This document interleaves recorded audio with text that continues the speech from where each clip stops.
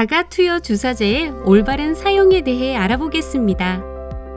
자가투여 주사제란 환자 스스로 주사가 가능한 제제를 말하며 제형의 종류는 바이알, 프리필드 시린지, 펜형, 오토인젝터 총 4가지가 있습니다.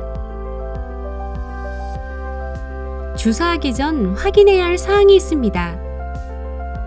보관하고 있던 펜을 꺼내어 본인에게 처방된 의약품이 맞는지, 유통기한,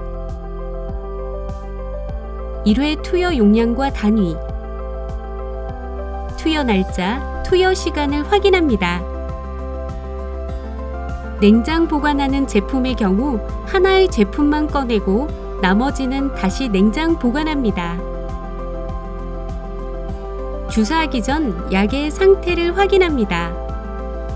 약물의 라벨을 확인하고 외부에 손상이 없는지 주사제를 점검합니다.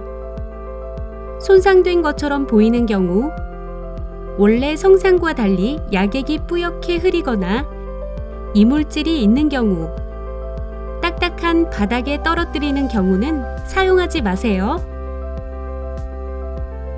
올바른 주사 부위에 대해 알아보겠습니다.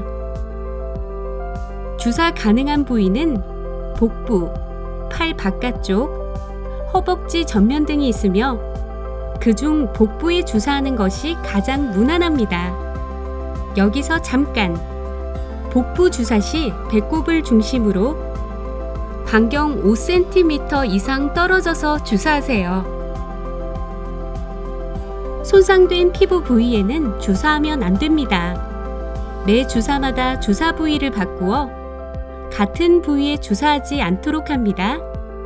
주사 시 마지막 주사 부위와 새로 주사할 부위는 최소한 2에서 3cm 정도 떨어져 있어야 합니다.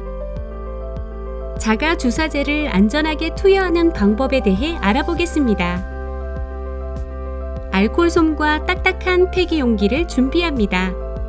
냉장 보관된 주사제를 바로 투여할 경우 주사 통증이 있을 수 있으니 상온에 두었다가 사용하는 것을 권장합니다. 손을 씻은 후 편한 자세를 취하고 주사 부위를 알코올솜으로 소독합니다. 주사 바늘이 긴 경우 주사 부위를 부드럽게 집어 당겨줍니다. 너무 조금 집거나 너무 많이 집어 올리지 않도록 주의해야 합니다. 피하 조직에 투여될 수 있도록 45도에서 90도의 각도로 주사 바늘을 부드럽게 밀어 넣은 후 약액을 천천히 주입합니다. 주사를 마친 후 주사 부위를 알코올솜으로 부드럽게 눌러주고 문지르지 않아야 합니다.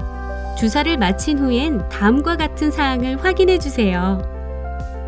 주사 후 통증, 가려움증, 발적 등이 나타날 수 있으나 대부분 경미하며 3에서 5일간 지속될 수 있습니다.